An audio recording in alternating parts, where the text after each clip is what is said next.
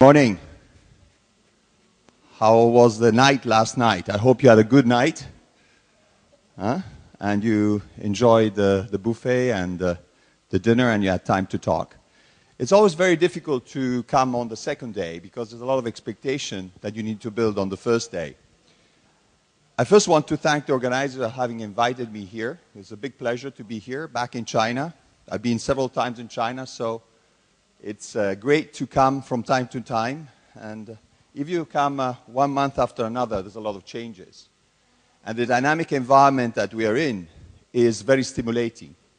And I will try over the next 40 minutes to try to introduce this concept of what are the key things that you need to do if you want to stay ahead of the game. And I think it's written there, to lead the trend.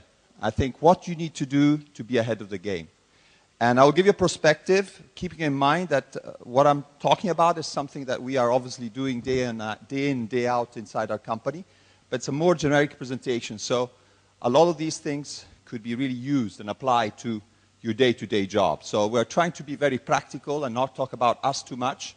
I have 3 slides which will talk about Nestle, and then we'll deep dive into what I believe is strong, that every company, every organization, no matter if you're a university, no matter if you are a startup, no matter if you're a big company, need to embrace day in, day out. And clearly, the details are what matters, and the people is what matters. So all could be very theoretical if we don't have the right people to make these things happen. So I'll just go ahead with my presentation. So I'll stand. Can you hear me? Yeah. So this should be, let's see if we get it right. Okay. Small introduction about Nestle. Who are we and what are we doing? I think you know Nestle. We've been in this country since quite some time. We are obviously in many, many countries. You can see that. We have 150 countries present. In some places we do not believe, even in Afghanistan we have presence. We have presence in a lot of big and small countries. We have more than 2,000 brands, so some of the brand discussions we heard yesterday about how you lead and how you build personality. So we have 2,000 different personalities if you want to think about it. The brands are people in one way or another. We sell 1 billion Nestle products sold every day. It means every day in the world we sell 1 billion products. So it's a lot of responsibility through that type of incredible reach you have on paving the way and making things happen day in, day out. You can clearly see there, I'm not going through the pie chart, but what the different products we cover. We cover basically from prenatal all the way to whenever you want to go ahead in your life, right? In one way or another. In that journey, we also have pets, which are part of the life in one way or another. So we have different products, different solutions to different needs. In terms of sales, we are the largest food and beverage company, or how we like to call it, the nutrition, health and wellness company. We have 91.6 billion sales in 2014 and 4.5% organic growth. You can very interestingly see how different is our growth if you're talking about the developed country or you're talking about developing countries. And I don't know how to classify China at this moment of time because it has both connotations. And we saw how different it is yesterday morning, the first speaker. He said if you're tier 1, tier 2, tier 3, how the things are changing. And effectively for us, it's the same issue like for anybody else here in China, that we have different levels of growth depending where you are. So a lot of challenges that we have in front of us, but a lot of opportunities. Now, innovation, and here I'm here to talk about innovation, has always been part of our DNA. We started trying to address the need of malnutrition for infant in Switzerland. Henry Nestle was the guy who founded the company and started this whole journey 150 years ago. And on and on and on. And we have been able to succeed because we always put a lot of emphasis in research, in looking to new things, and into what we call innovation at large. And innovation is not purely around products, but around different aspects. And you know very well, one of the most copied innovations of Nestle is Nespresso, because it opened up a new door to look at coffee consumption in a capsule and delivering a constant quality on and off all the time. But there's many more Nespressos in our chart. Now, let me see. No, it's the wrong one. Sorry. When you look at food and beverages, or when you look into a more large discussion, you look around nutrition, these charts explain you how the whole journey have started. At the beginning, we had an issue in the world of food supply. It's about survival, it's about hunger, about having the energy to be able to make it happen, to have the right metabolic level where we could make it happen. And a lot of work has been done in agriculture, and the chairman mentioned this before. He explained extremely well how important is the agricultural piece in the overall supply of food, and how important is research in that area. Then I think we went into the biotechnology when we started looking into food security elements, and that's where you entered the food and nutrition supply element. And you have different technologies that come into play in the lower level of the chart. And there's where you start working on preservation technology. So you have a lot of food, the food doesn't have a long life, can you transform it and make it more stable? And I think we heard about it, you cannot transfer fresh milk, you need to dry it and create it into a milk powder in order you can move it around the world in order to supply the elements. But then when we became more sophisticated as a world, as a group of people, we started looking into food pleasure. And food pleasure, that's where you start having elements of taste, aroma, variety.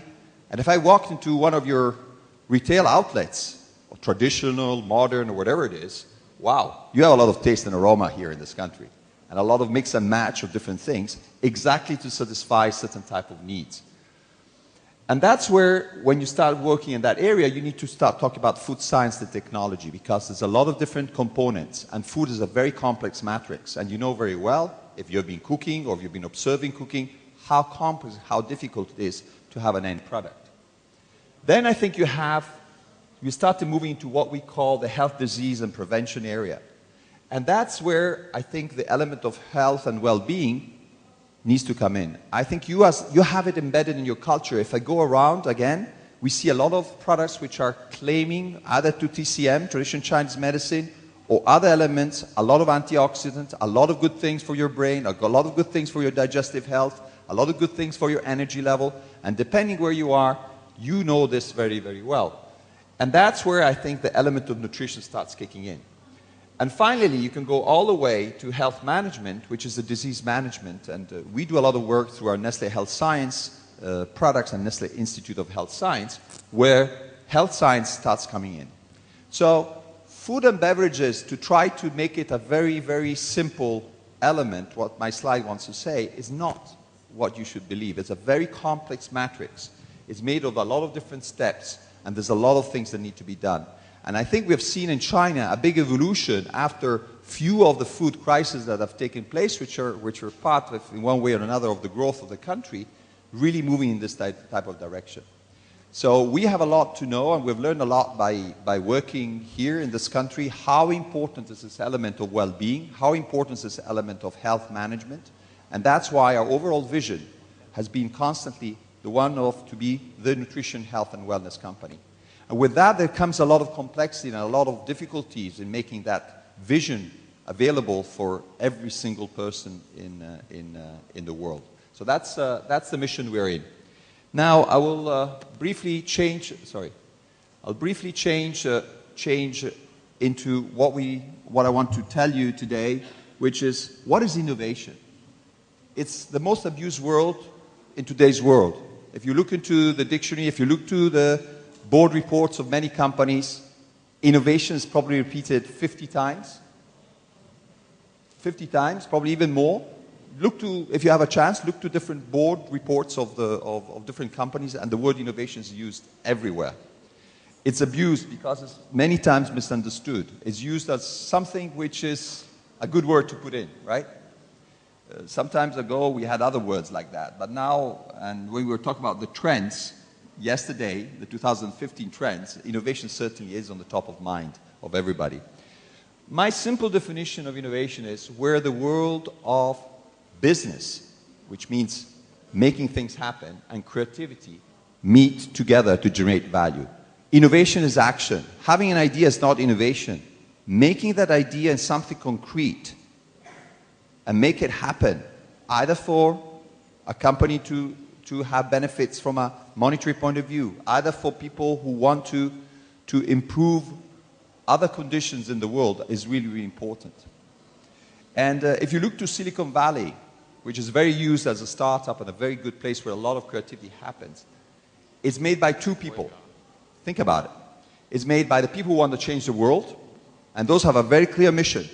They want to improve it, they want to make it a better place, and the people want to make money. So the condition of these two elements together creates what is important, that spark that makes that place so important in making things happen. So innovation for me is where your ideas or your elements come together with a mean in order to create value for a certain purpose. Sorry, keep on going in the wrong direction.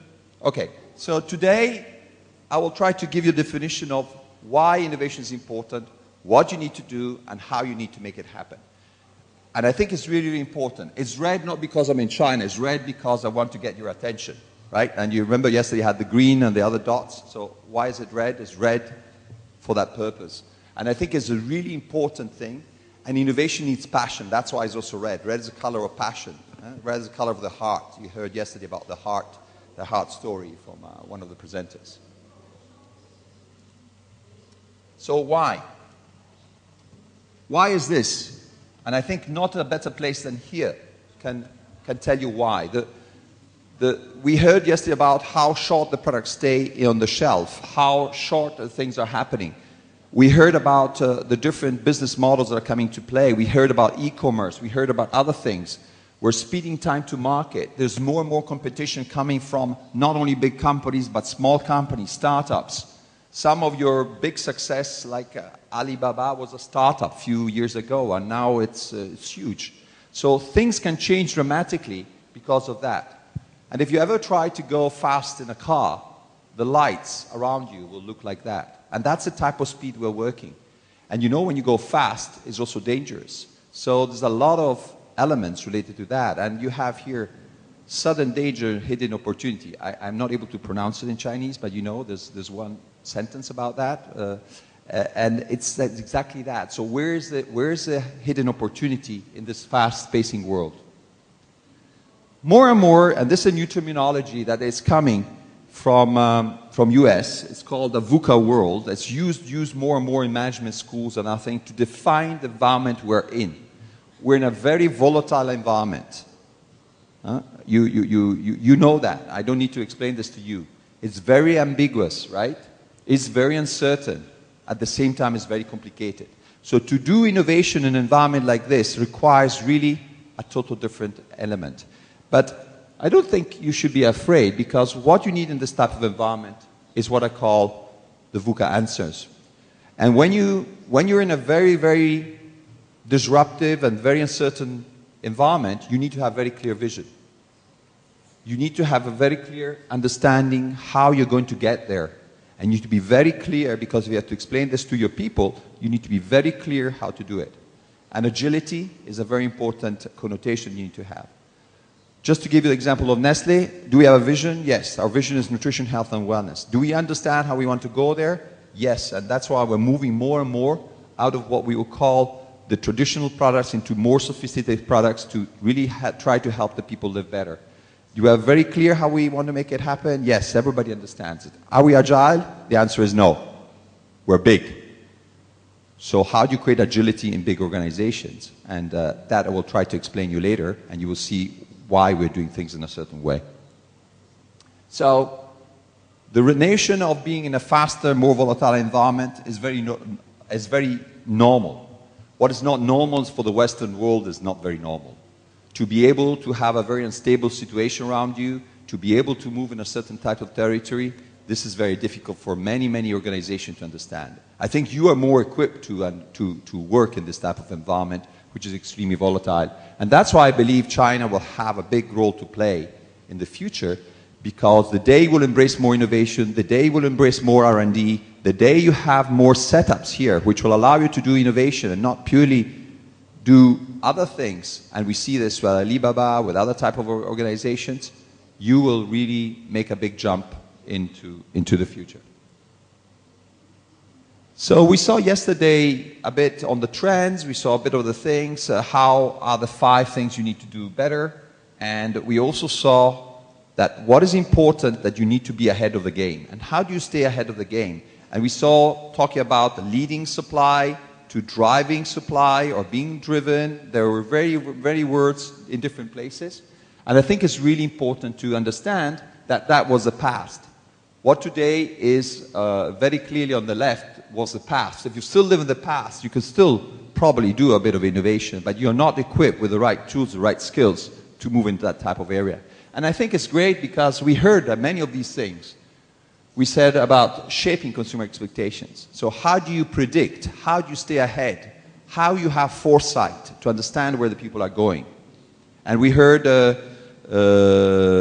yesterday also about how you read information from the internet, how you can work on it. We heard people trying to read your brain and see your emotions, right? How do you go ahead of this whole thing? How are you driving the market? We heard about driving the market yesterday in this room again. Brand experiences, loving, what's the relation, what the meaning, what the feeling, how do you engage with it? Holistic innovation, we also heard about that. It's not only about product and technology, but it's also very much about how you innovate inside the company with new marketing tools, with new sales structure, with new route to markets. And also we heard about business models breakthrough a bit in the Carlsberg presentation. This morning we heard also again about the end-to-end. Supply chain, value chain is an end-to-end game that starts with, and we always use this terminology from farm to fork. So it covers everything. And everybody needs to play its own role. So it's not only one company that can make a difference, it's how you go with a reciprocative collaboration. And big gaps. Today you need to make big jumps. You cannot do incremental. We heard yesterday about incremental innovation. Yes, you need to keep that, but what is going to be the next big thing that a company is going to do? And our company is equipped with that way. This is important because, look, what you have here, and you might not see Nestle there, and it's a different models, different things. I just put it that way, is companies will be evaluated in their capability to innovate. Like it happens in Moody's rating, the country rating, that you get AAA, AAA++, B, D, C, and money comes in and out. Companies are going to be rated. This is the first time in 2012, this is a 2012 story, and this is already a 2014 story, it's the first time that companies don't self-rate themselves, because normally all these statistics, how innovative you are, is from the internal club of 4,000 CEOs, CTOs, CIOs that sit together, do a questionnaire, send it over, and there are different forms of reports. There's a BCG report, there's a Business Week report, but these are all done internally. This is the first time companies are rated based on external feedback. And this is a Credit Suisse and INSEAD type of model.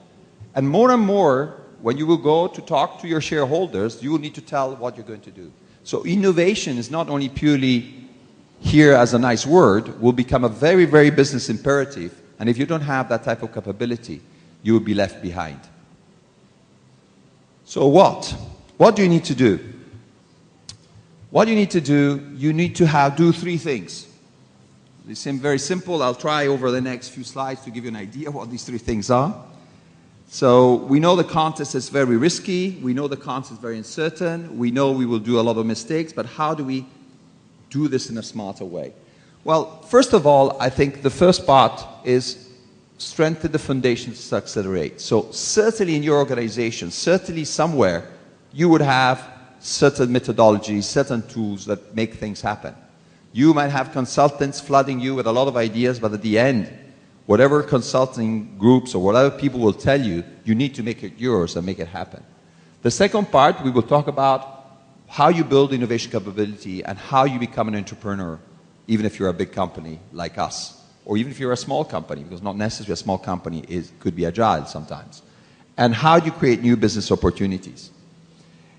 More and more people are trying to aggregate things, and they talk about an innovation framework. So the innovation framework normally starts with what we call why. Why I'm here as a company. What is my business strategy? The second part starts with a what. What is my growth agenda? How I'm going to make it happen? What's my innovation mix? Is it product? Is it business models? Is it other things? And then the how. And that starts with management and the government of how you make it happen, what tools you use, how you make it happen, how you cross-collaborate. And finally, you go with the innovation enablers, which is the culture you need to have, and then the rewards you give to the people, and how you make it happen. Okay? Just to give you an example, the best in class in defining, and these are all Western models, and I'm sure here in China you can make the same thing. On the why is Amazon. Amazon is extremely crispy on how they want to make their vision happening and what is their basically strategic thing.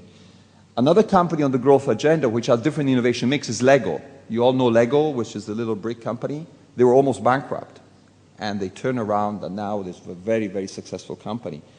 And on the management framework and analysis in the governments, Microsoft, and you saw a presentation from Microsoft, they're thinking about holograms and all type of thing. This all comes thanks to the tools and the elements you do.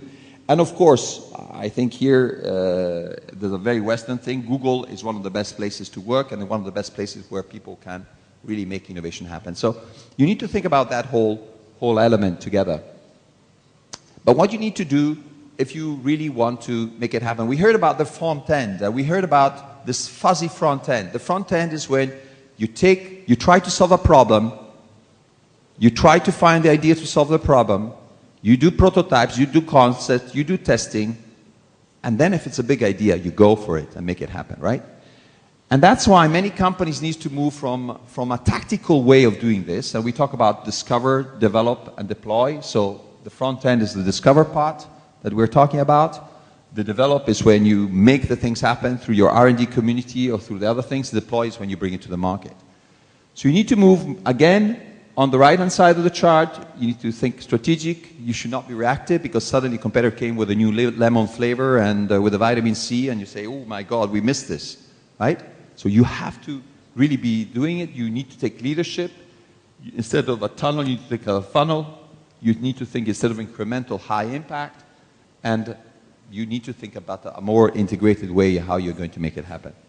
So how you make it happen. And we saw colors yesterday. There were 5 colors in again, the trend thing. This is not new. This is not mine. This is basically the approach of design thinking. Design thinking was born in the States, specifically in Chicago Design University, Design Institute, where this technique came out. And the belief is design is not only the way you design things, but also the way you design process, you design frameworks and other things. And this is extremely simple, but if you apply it and you put tools below there, you can really make it happen. The first thing you need to do when you are going into ideation on the front end, you need to define what's the problem you're trying to resolve. What is the job that this invention should deliver to the end user, right? So if you're making something with vitamin C, what is the purpose? It's just putting vitamin C because people think they're not going to be sick? Or what is the full purpose? How much is the quantity you want to put? Can you claim it? Can you make it happen or not? Yes, or whatever it is. So it starts with what is the problem? The second part is know.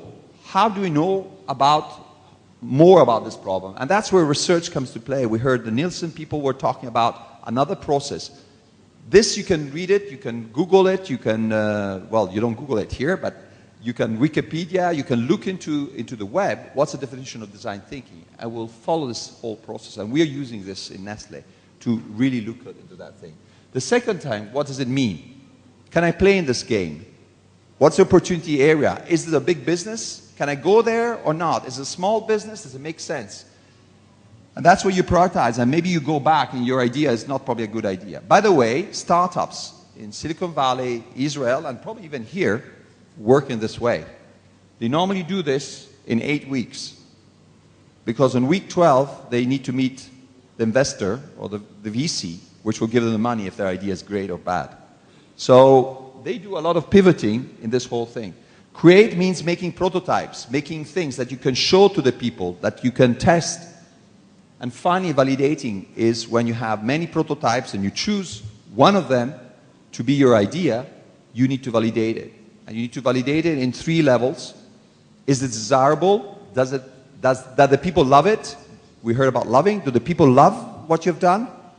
And the answer is yes. Okay, one strike. 2, can you make money out of it? Can you put behind it a good budget of marketing? And the answer is no. I think you need to go back because your idea is not enough big to command a certain price point. And third, you can have the 2 strikes if you don't have the third one. How you make it happen? Now, if this lasts 6 weeks or 8 weeks or 12 weeks, if to make it happen you need 3 years of investment for a factory, I think it's not a good idea, right? Because all the research you have done with a fast-moving cycle or a fast life pace, by the time you put the product on the market, the consumers that told you, I want this product, have already moved. Or they are older. They're not anymore teenagers. They're not anymore toddlers. They've moved. And this is the issue we have with the Go organization. We go through a rigorous process of validation. We take so much time, and then by the time we launch it, we're in trouble. So how do you go out and also look for ideas is a very important thing to build innovation capability and entrepreneurship thinking. Thinking that you do everything inside is lost. Well, first of all, you need to search your own company because probably you already invented that same thing 3 years ago and you didn't make it happen because somebody obstructed it. Maybe it's time to go and look. We talk about internally in Nestle, sleeping beauties. What are the sleeping beauties you have in your company that you could easily make happen? Second one, you need to work with others. And that's what we talk about strategic alliances. We talk about partnerships. Are you connected with the right university if you're working in specific high scientific and technological areas? Are you connected with the best of the best around the world or around your country, whoever? And that was a good example, the one we had before. How important is that famous golden triangle? So what is your golden triangle? But don't ignore the startups. The startups are the people which are more agile, which have a lot of ideas. And I don't know where your startup environment is here. I heard obviously here in Shanghai there's a good startup environment, particularly in tech, but also in Beijing. These are starting emerging also here. And that's why, and there's plenty of money. You heard about Kickstarter. You, with 10,000 US dollars, you can start a company in the US and give trouble to a company like us. So today the world is very democratic. It's very even. There's no big companies, small companies. A guy who has a good idea can do it. So you need to be connected to those type of things. So I don't know how many of you have heard about hackathons. Hackathon is a way where startups get together and share and team up and make things happen for 2 days, 48 hours. And they need to have a pitch for an idea. And the winning idea normally gets money. It's all driven by money. So really important, your idea hunting. But once you've done your idea hunting, I think it's important that you also start thinking, how are you going to make it happen? We heard about disruption yesterday from the gentleman from Heineken. I tend to disagree with a bit his terminology of disruption. I think disruption is something which is totally new to the world. Disruption is something totally new to the world. From a science technology point of view, we don't know how to make it happen. And from a consumer, they don't ask for it. Okay? If I use the example of Nespresso, it's an old example for us, but it's still used in many business schools. People were not asking for coffee in a capsule. And we didn't know how to make it happen through a machine and a capsule. But the work that we did was really breakthrough. It took us a long time to break through it, of course, but it happened, and today is a big success in that way. And to do it, you need to work like a startup. That's why startups are very important for you to observe. So if one advice I would give to you here, go and understand startups. If one advice I would give to this forum, get some startups to talk to you. Because they will talk to you with a total different language than the ones that we have heard on the stage till now. And you need to go through those 4 steps, and that can be done in different ways. And if you want more details, we can talk after the break or other things that we can go into it much more faster. But that's not enough, because we have been talking about a lot of systems, tools, do this, do that. It's really important that you really need to think about the insight, so understanding, be ahead of the game, being connected to the world, and you decide you want to be it through the internet, be it through reading, being through talking to friends, going to a meeting, go to a conference like this. It's all about insight. The processes are needed, but without insight, and particularly without the passion, it would not work. And maybe what I'm going to put you here as the next slide might be shocking you a bit. innovation is not only one matrix, but you need to work on two matrices. And you need to work on the entrepreneurship matrix. The innovation matrix is what we've been talking. So there, what you should do is embrace design thinking. Really, really important. Think about the early stage of innovation. Fail a lot there. Take your time. Make things happen. Define really what is the problem you want to solve and get there. It's about culture. Are you promoting culture? Are you promoting your people to go out and listen and look at new things? Are you asking them to connect? But that's not good enough, because you can do a lot of that type of access and nothing happens, because you need to understand how entrepreneurs think, how business models work. So you need to have an understanding about this environment, and again, design thinking. For example, countries. I can give you an example of countries. I think you are extremely strong in entrepreneurship here. Really good. Any Chinese person I know is a very good business person, that's able to make money out of an idea. I think where you need to do a bit more is in the innovation axis, because that's where I think certain tools, certain techniques, understanding certain ways, adapting to your culture.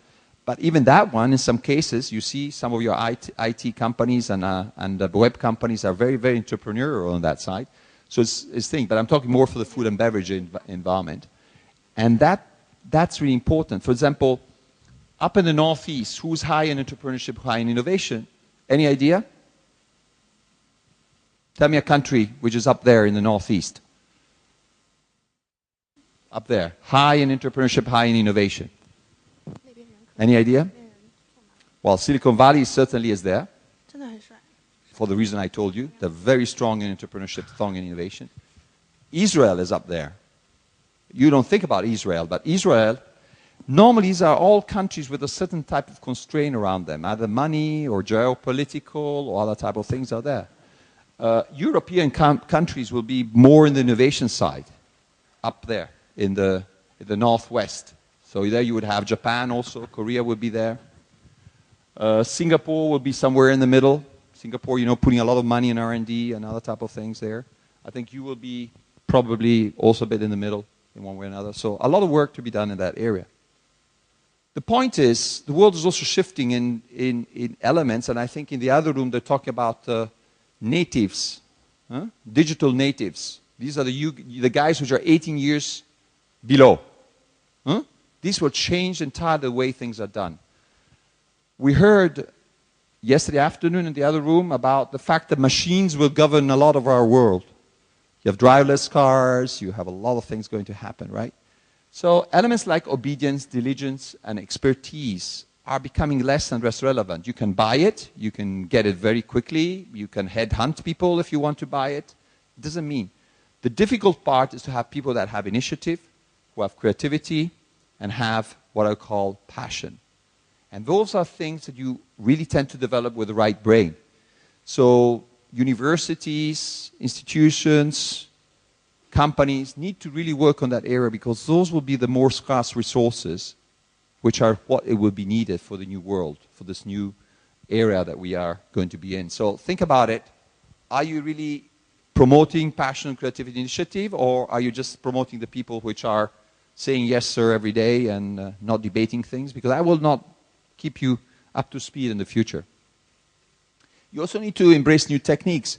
This is a model called Business Model Canvas, invented by two gentlemen through 5,000 inputs from the internet. They wrote a book. They made millions. So they asked the people, what would you do if you have to think about the business model? And the internet gave them all the material to make this book. And this is a very good example how things can be done in a different way. So the world is changing rapidly, and you need to be ahead of the game. And you need to be connected. That's why when you are in innovation, innovation is a very difficult thing to do. It's very, very difficult and very complicated. You also need to do two things. You need to be the big truck, which needs to deliver all those things, but at the same time you need to be the entrepreneur. If you're a big company like us, you need to have these type of two environments. The big truck can go slow and steady, can deliver the goods, but, you know, you need to be more agile. Agility I was talking to you about. So how do you look at that agility and how you make it happen? More and more companies, and a few companies which are going to speak here afterwards, either here in the other room, Pepsi, Coke, are there. We're all thinking, how do we get to the next big thing? So we still have to deliver every day by selling Kit Kat, by selling milk powder, by selling it, our peanut milk here. We have to deliver what the shareholders and what the people want. But at the same time, we need to build a new future. And you can clearly see the consumer goods are predominantly working on sustainability, media, and publishing. That's why you have a lot of media going into what we call the area. We heard about e-commerce, so everybody's there. But look, telecommunications, automobile are working in different things. So how do you find the next big thing? I think you need to start thinking about a dual structure. And we hear about incubators, accelerators, and other things like that, which are going to require new setups and working with a lot of these type of new environments. And the incubator venturing unit you need to have has to search for a repeatable and scalable business model. And that you will not spend a lot of money, but you need to be able to do that. User and commercial prototyping and market testing, startups. And the broader organization, once you've proven that that can work, you need to move it into execution, integrating it, and focus on business plans. If you try to have a business plan that will make money in the unit there, it will not work. It will be killed right away in the big organization. So think about that as a new way of looking to the world and how you want to structure yourself. Maybe it's a small unit of 3-4 people with a bit of money that they can fill around. I know they will be highly criticized. You need to keep them outside, off the radar screen. If you put them inside, they will die because all the antibodies of the company will kill them. And by the way, this happens also to the innovation people. They normally get killed by all the CMOs, CFOs. There's no reason why you're doing this. You're wasting all the money, particularly when sudden danger happens. Shut down the budget, get rid of you. Right? That's always happens. So how you make it happen, finally? So I told you the why, the what, the how. Well, it will be looking very simplistic because it's just 3 charts. But it's for you to take these ideas and what does it mean to me and how to make it happen. Innovation doesn't happen by only one person. It happens by a team. You need to have a group of people, and not only a group of people, R&D, marketing, finance, and things. No, but people with different mindset. Either the left or the right or wherever. This is a whole brain thinking one way or another. You need to have people which are thinking about new things. We call them the transporters, expansion. I can give you an example. I don't have Chinese examples, but Richard Branson, which all of you know, he's that type of guy. So he's that type of guy. If you only have those people in the room, they will talk about so many ideas and nothing happens, I promise you. You need to have another person in the room, which is the inventor or the creator. People which are able to translate that thought in something tangible, in something visible, something you can touch, you can feel, you can smell, you can taste. Again, those 2 people, one will still bring inside, the other will do prototype, the other will go out, say, no, but this is more cooler, this will be better, no, yes, oh, no, and nothing happens. You need people who think through how I can make money out of it, or how I can make an outcome, and not necessarily money, but how can I make it happen, right? And that's more the strategy guy, the Bill Gates of this world, or wherever you have here. And again, you only have these 3 guys, nothing happens. The guy will strategize it, will make P&Ls, will make business models, and nothing will ever happen. You have to say, okay, enough and enough. Let's make something happen, which is what we call the executive. The Warren Buffett, if you want, in this world. Of course, the inventor, you can imagine Steve Jobs could be a perfect person fitting there. You need to have these teams. By chance, this is also the flow I spoke to you about. It's about expansion, creation, which you remember I talked about prototype. I talk about developed. And then I talk about the execution part that you need to have. So really think about the people that need to be around the table if you want to make innovation happen. For the financial people which are in the room, I don't think that R&D people need a lot more money. I mean, throwing money to things doesn't mean anything. It's a lot of waste that gets created. It's really important that perfect strategic alignment, the language is understood, everything is there, and there's a culture that supports innovation. As I mentioned to you, if the bad times come and suddenly you pull the plug from the money you give to that unit, which is trying to do new things, well, that's not the culture that supports innovation. That's a culture that just wants to be looking nice at some conferences, and then when the bad time comes, you pull the rug under the feet of the people. And if you really want to move to drive innovation, you want to have the right culture, you can't do the same things. You need to change the way you do things. And maybe you cannot change the entire organization, but create a group which is a bit of, you know, the outliers, the guys which are out there. You need to have passion. You need to have the feeling that what you want to do, and people who want to really make a difference. I think that's really, really fundamental. If you don't have people that make a difference, you will be basically lost. So, changing the rules of the game defines 4 steps that you need to have, and this is not magic. You can read it in any textbook, but I just try to put it together. Very clearly know where you're going. It starts there. If you have a business strategy, if you want to go somewhere, be really clear where you want to go. Think that the world, you will never get it right. So you need to think at ways and where you will keep on improving this type of whatever you're doing. And things are not, you know, the world is changing so fast. So if you put yourself to go from here to Shanghai on one direction, if suddenly a roadblock happens, you need to change direction. But you still will go to Beijing from Shanghai. That's your final goal, right? So there will be a lot of obstacles in this road. But if you go thinking about continuous improvement, how can I make it better? How can I do it? It will work. You can't do this journey alone inside the company, but also you need collaboration. That's why the idea hunting is really important. Look at startups. If they're not good startups here that you can look into it because they already become big companies, the startups you are looking at, go outside and look. Go to Israel, go to Silicon Valley, go to London. Go to Singapore. These are the hot spots where you have good universities, you have entrepreneurial spirit, there is money, and the people who want to change the world or make money, right? And that will happen. And the last one, it's the learning journey. And it's a big change. You need to do it one after another, step by step, learn. Learning is an antidote of fear. So if you tell the people, look, if you go in a dark room, if you feel you bump on something when you enter the door, don't worry. It's not a person, it's just a rubber thing to change direction. So thank you. And if you have the chance that you think the impossible is not possible, Baidu is Baidu the replacement of Google, right? Baidu? Yeah. So Baidu, this guy, a guy who writes with the 2 hands and the 2 feet simultaneously 4 different things, and see what this guy does. He has the same brain, the same hands, the same legs as you. He writes 4 different things at the same time. So I think the brain power is bigger. So if you put your invention, your thoughts against it, you will make it happen. And I hope to see a lot of success out of this country, also not only in elements related to manufacturing, but also in invention and in R&D, because I think you have the power, you have the capability, and you can make it happen. And we need you to break new rules of the game. And thank you very much for listening to me. Thank you.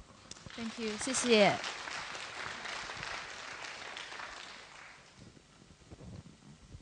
So thank you for your sharing of innovation and the thinking behind. So I'm very interested in terms of the innovation thinking, as you mentioned. On the one dimension is innovation, and on the other hand is entrepreneurship.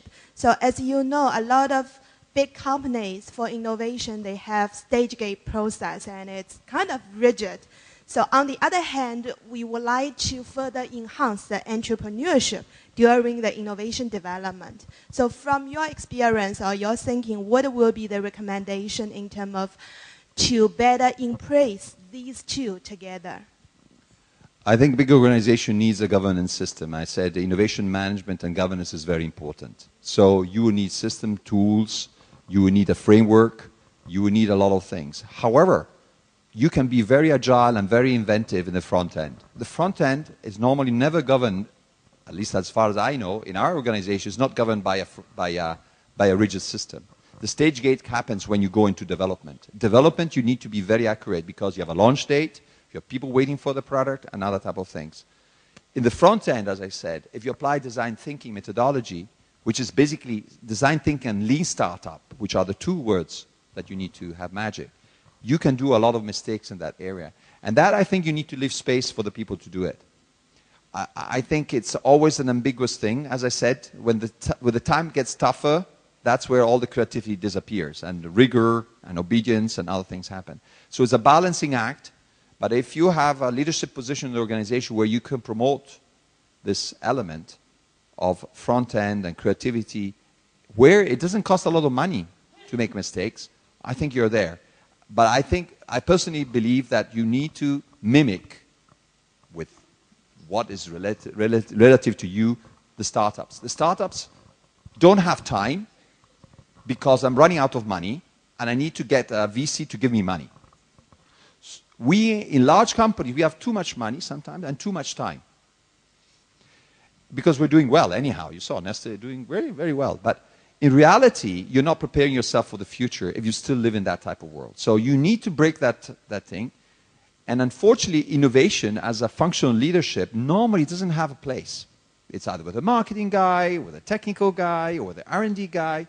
Instead, it's a broad cross-function responsibility that connects the business and the R&D world and R&D and technical world together. So it's a complex subject.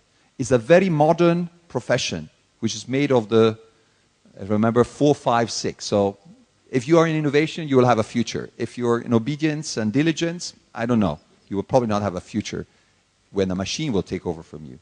If you're a trader today, you can really work with high-speed trading. The algorithms and the machines are better than humans in making decisions. So scary stuff. So I'm all for innovation. As I mentioned, maybe when we spend more in R&D, maybe we're not drive the results. So maybe more important for strategic alignment and to create this innovation culture. So I'm just wondering, so how do you look at R&D's role in the innovation roadmap building?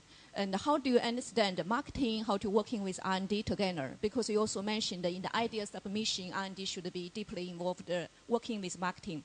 So kind of a little bit not detailed process or system, how to make sure the company can build a very good strategy in the innovation pipelines, the product strategy. So I want to understand that.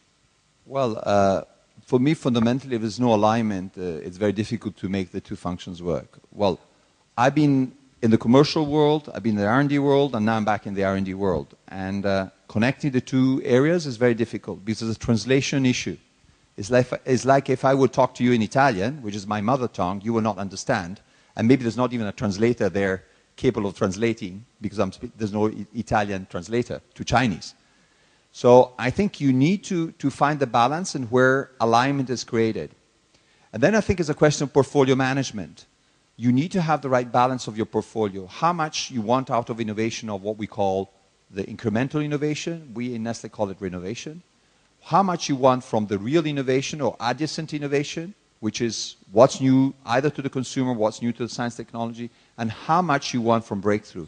Once you have a very clear alignment in that sense on the portfolio, the language is the same, right? And you are working well together in the front end because that's where different people of R&D needs to come into play. In the front end, maybe it's not the nutty scientists which come to play, but it's more the consumer insight people that need to work with the thing. So in different phases of what we call the funnel, you will have different type of stakeholders coming into the game. So it's a very complex subject and a very complex. I can stay here for 1 hour to talk about it. Maybe you can catch it up in the break or the lunch break to go more in detail. But I think every company has to find its own matrix and its own way of working it. But without collaboration, without that type of flow, it would not work. It would not work, absolutely. You need to combine the efforts. And it's a very complex, and it depends what you're trying to discover. It's a very deep science-driven thing. The scientist needs to do an effort to talk to the business people more than what he would do or she would do. So, Mr. Nannini, first of all, thanks a lot for your inspiration. And you said it's important for companies to look at startups. And how does Nestle observe startups? And does Nestle work together with startups or support them? Well, in my function, I look after that part, so I can really talk to you about it.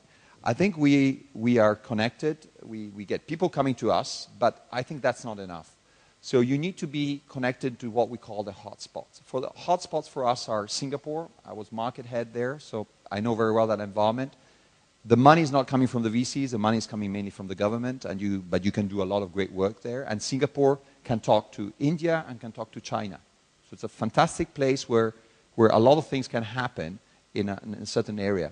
There's a lot of people that go away, go and learn how to be a startup, come back, and they get funded and money. So that's one way. Another hotspot is in Europe. In Europe, there's a lot of startup environments. But I think the most hottest at the moment is London. Why? Well, you have three of the biggest institutions of the world university. Imperial College, at least I talk for us. Imperial College, Cambridge, and Oxford. The academic world creates startups. They give money. So the professors are not purely professors teaching, but they're also translating the academic research into real stuff. So there is another place where we are connected, and we talk about innovation hubs where we have sort of scouts and people looking into it. And the third one, of course, is US. There we have an outpost, Silicon Valley outpost, where we connect. That's mainly for digital. There's a lot of things happening there. On the health side, you need to be probably more connected to Boston, where there's much more in the health sector. You would understand, we are basically shopping in 4 areas. Nutrition, I think we know quite a bit of that, but still a lot to discover. We call the health science, because nutrition and health are getting connected. The life science, genomics, microbiome, etc., and the material science, because obviously that's part of our day-to-day job. So you need to be connected with those ecosystems. Now, where those ecosystems are, it's where you would put your people to discover. But I must admit, it's a very, very complex relationship, because particularly a company of our size, and we work every day, right? We don't think how big we are. And when the impact you have on small organization is huge. But I think it's a fascinating problem to have, put it that way. And I hope we'll have startups also here. And my colleagues here from Nestle are eager to discover where they are. Thank you, Mr. Nannini. I think you can pay more attention on these 2 gentlemen, because they create a new beer, blue beer, and they have created a company, Baba Blue. Maybe you can know each other better. Well, I think I'm going to listen to the presentation. We had wine upon a time in Nestle, in our portfolio, but we got rid of it. So I doubt we'll get into beer, but we're in fermentation, however, so pretty close. Maybe you can learn something from you guys on the technology side. OK， 好，谢谢大家。我们那个会有。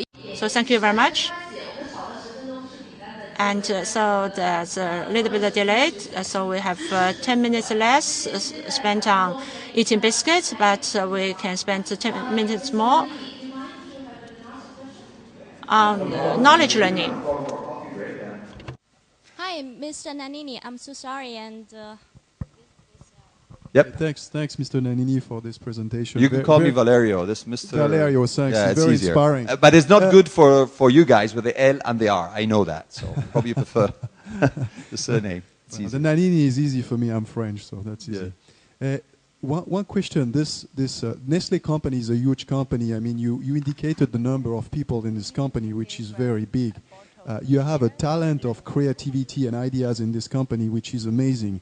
You also presented a slide which shows the hierarchy of human capabilities at work, which shows very clearly that the first one is obedience and the last one being passion.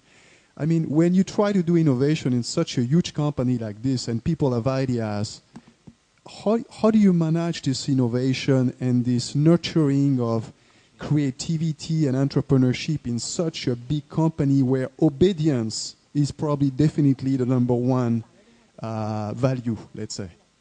Well, we are a very decentralized company.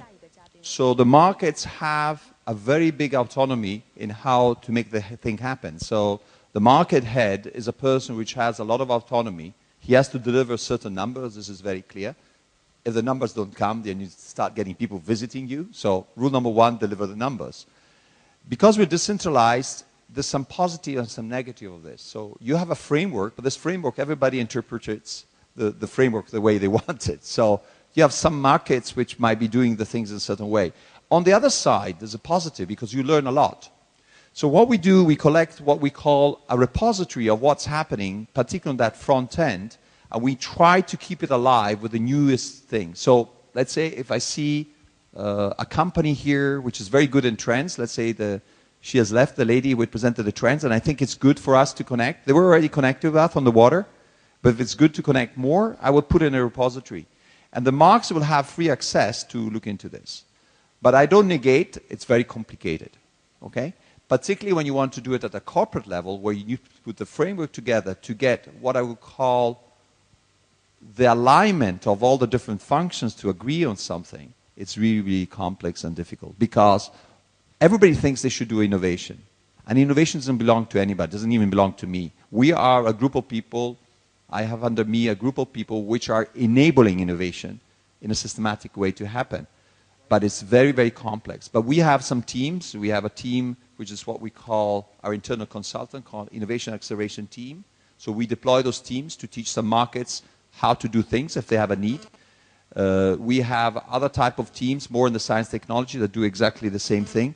So the different tools that you need to adapt to your environment. But certainly, you know, if you make innovation happen well in China, you score. If you make it in US, you score. You make it in your 10 big markets, you score. But we have only complexity because sometimes, you know, we don't do a great work in some areas. Sometimes the insights that come from the consumer research companies are so a thick document like this. Who has the time to go through it when you have to look to your performance? So I think there's a lot of behaviors that are not perfect. That's the end game solution, right? And we have a lot of work to do to improve ourselves. You know, you heard about rates of innovation yesterday, around 30%. But that's, again, renovation with the changing of the color of your label or other things. That's easy to do. But the difficult part is really the innovation one, which you need to do. And when you think about the complexity that we have of the many business we have, if you are only one mono company, mono product, it's much easier to focus on these things than being a separate level of kingdoms. So my short answer, decentralization is great, but it's not helping in alignment. But that's why you create frameworks, and then the people have freedom within that framework. And that's we hope to make the necessary progress to serve the people with what they need. Thank you. Okay. 谢谢 Mr. Nannini. Thank you very much.